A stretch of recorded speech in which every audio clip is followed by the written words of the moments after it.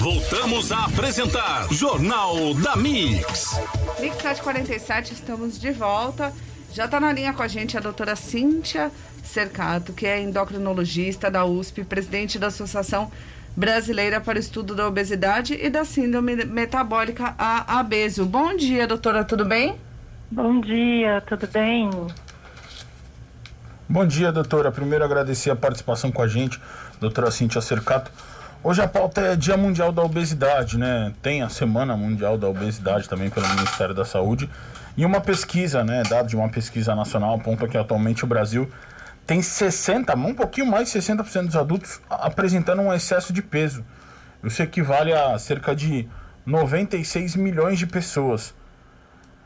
Doutora, a gente está falando do presente, mas o que me preocupa, por exemplo, dentro desse dado, é que, assim, são pessoas que têm um excesso de peso e, muito provável, não têm hábitos, talvez, por exemplo, de atividade física, hábitos alimentares, e muito futuramente, quem tem filho ou, né, criança em casa, vão desenvolver, talvez, futuros adultos ou futuros jovens com excesso de peso também.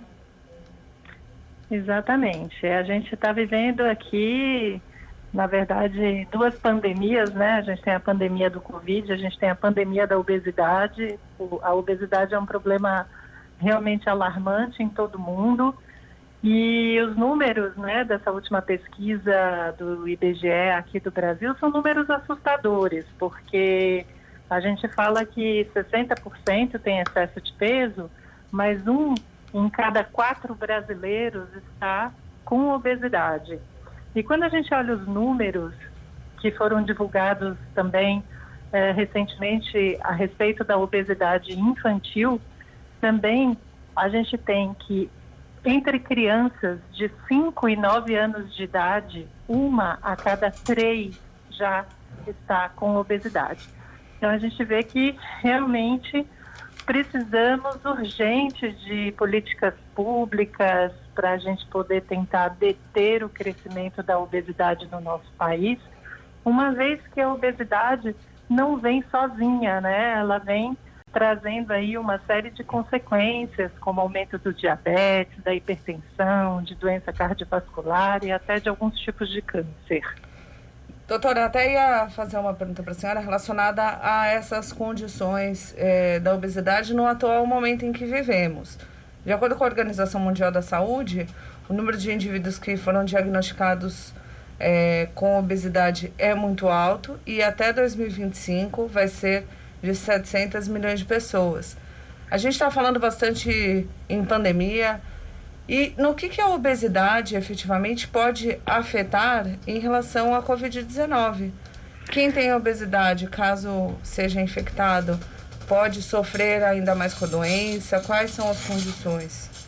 Sim, isso daí é uma pergunta super interessante, porque muitos estudos já têm confirmado que a obesidade, sim, é fator de risco para o desenvolvimento de formas graves da Covid.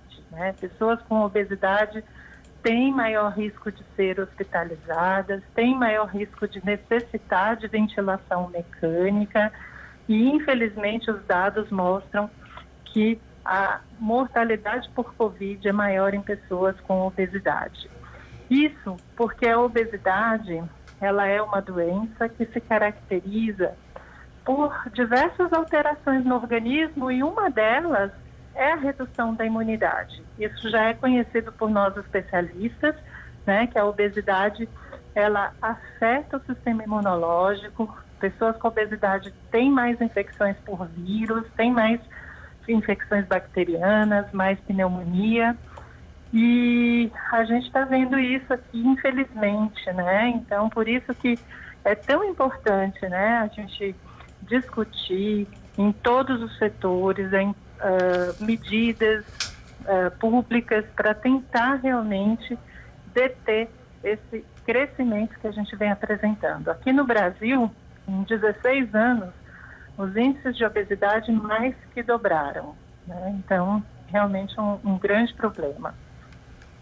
Bom, os índices tendem a aumentar. A gente tem uma cultura também que infelizmente é uma cultura alimentícia que favorece muito isso, né, doutora? Até eu sei que você pode falar sobre isso, é muito americanizada, né? Dos tais fast foods, das comidas mais rápidas.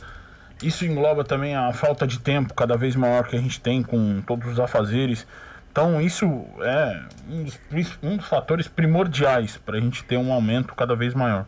Exatamente. A gente tem aí o alto consumo de alimentos ultraprocessados, né? E os alimentos ultraprocessados e alimentos ricos em gordura, eles têm um efeito no nosso organismo de gerar uma inflamação numa região do nosso cérebro chamada hipotálamo, que é responsável pela regulação do apetite. Então, veja, são alimentos que acabam, quando você começa a consumir esses alimentos, você acaba gerando uma inflamação nessa região e tendo uma menor saciedade. Então, são alimentos muito palatáveis que as pessoas acabam consumindo muito mais. Então, a carga de calorias acaba sendo muito grande.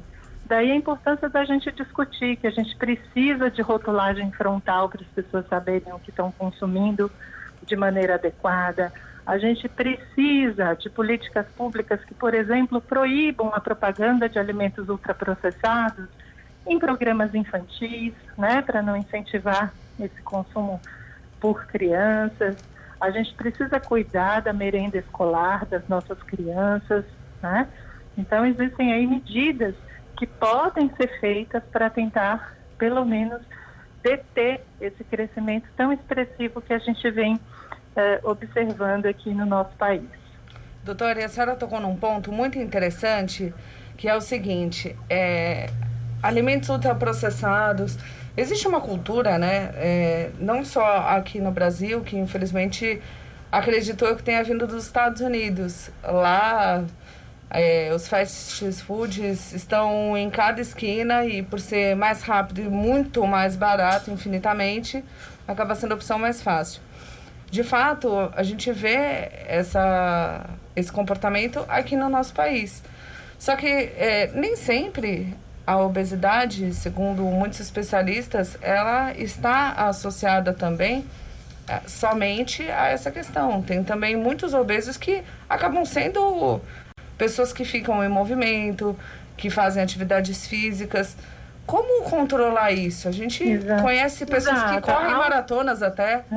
Exatamente. A obesidade é uma doença muito complexa. A gente sabe que a genética, ela é um dos principais fatores envolvidos na regulação do peso. Então, por exemplo, cerca de 50% a 70% do nosso peso, ele é determinado pela nossa genética, mas existe uma importante interação entre genética e ambiente. E é por isso que a gente precisa respeitar a pessoa com obesidade, né? Infelizmente, as pessoas que têm essa doença, esse problema, são muito estigmatizadas.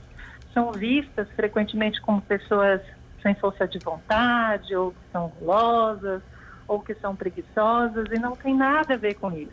Eu posso, desculpa cortar você, eu posso falar por experiência própria. Eu sou obeso e eu cansei de fazer provas de 7 a 10 quilômetros muito mais, com mais intensidade e com muito mais tranquilidade que pessoas 50 quilos a menos que eu, por baixo. Exatamente. Por exemplo. E as pessoas olham, sabe, sempre com aquele olhar de estigma, achando que a pessoa ela tem obesidade por uma questão de falta de força de vontade. E não tem nada. As pessoas têm a mania de associar, né, a pessoa que é obesa com ele come demais, só para de comer. Exatamente. Não, e não é assim. Eu também, eu me sinto muito acima do peso, só que eu sou uma pessoa extremamente ativa, como saudável, e aí é uma questão, até procurei um especialista, porque é uma questão que é mais ligada à sua saúde, no sentido de repente, hormônios, no sentido de outras questões, do que, de fato, um mau comportamento visto pela sociedade. Exatamente, por isso que a gente faz essa campanha do Dia Mundial da Obesidade, que a Abeso ela traz como hashtag o cuidar de todas as formas, que a gente tem que cuidar do estigma que existe em torno da doença obesidade, a gente tem que cuidar justamente, né, do respeito que as pessoas precisam ter, que elas, na verdade, existem inúmeros fatores que contribuem para o ganho de peso. Tem um até que eu vou conversar aqui com vocês. Vocês sabiam que poluição pode favorecer o ganho de peso? Essa daí é novidade para mim, sinceridade. Pois é, a gente tem aí dados, inclusive aqui do Laboratório de Poluição da USP, em animais, claro, né, mostrando que a exposição a partículas de poluição, como essa que tem no ar na cidade de São Paulo, pode gerar uma inflamação nessa região aí tão importante da regulação do apetite, o hipotálamo, e acabar afetando a sociedade e fazendo com que esses animais ganhem mais peso. Então, o problema da obesidade, ele é multifatorial. Ele tem genética, a gente tem fatores ambientais, a gente tem aspectos psicossociais. Tem preguiça também, não podemos mentir. Engloba, né, tudo isso. Oi? Tem preguiça também, tem gente que não gosta de sair da inércia, tem tudo isso. Mas assim, quantas pessoas, por exemplo, de peso normal que você conhece, que Sim. também não saem da inércia? Justamente. Então, assim, não necessariamente tem que... comportamento desses vai fazer com que uma pessoa ganhe peso e outra não, né? Então, a genética, né, influencia na capacidade das pessoas ganharem peso, Quando né? eu tô abordando isso, é para dizer que, assim, inércia é algo normal. Qualquer pessoa pode ter, independente de ser magro, gordo, baixo, preto, branco, enfim. É algo que depende da pessoa. Exato. E por isso que a gente precisa cuidar de todas as formas. A gente precisa cuidar em relação ao estigma, cuidar da saúde, cuidar de políticas públicas. Enfim, são inúmeras as informações, né, que a gente quer trazer com essa campanha para poder conscientizar, né, sobre a importância de se discutir esse tema. E agora, então, mais do que nunca, uma vez que a gente está diante dessa pandemia e que pessoas com excesso de peso e obesidade podem ter uma evolução pior. Com certeza. Doutora, muito obrigada pela participação. Deixe os contatos da associação para quem quiser conhecer mais o trabalho de vocês. Então, eu vou convidar vocês a entrar no site da Abeso, que é www.abeso.org.br, para conhecer mais a nossa associação e seguir as nossas redes sociais, @abeso, _evidências em obesidade. Lembrando que a Abeso acontece. Muito obrigada, doutora. Uma excelente semana para a senhora. Obrigado, né, doutora, também, agradecer. A gente ficou mais num bate-papo do que não é uma entrevista, a gente gosta de bater papo aqui, e ela trouxe dados interessantíssimos como esse, por exemplo, relacionado à população. Obrigado mesmo, doutora. Obrigada a vocês, um bom dia.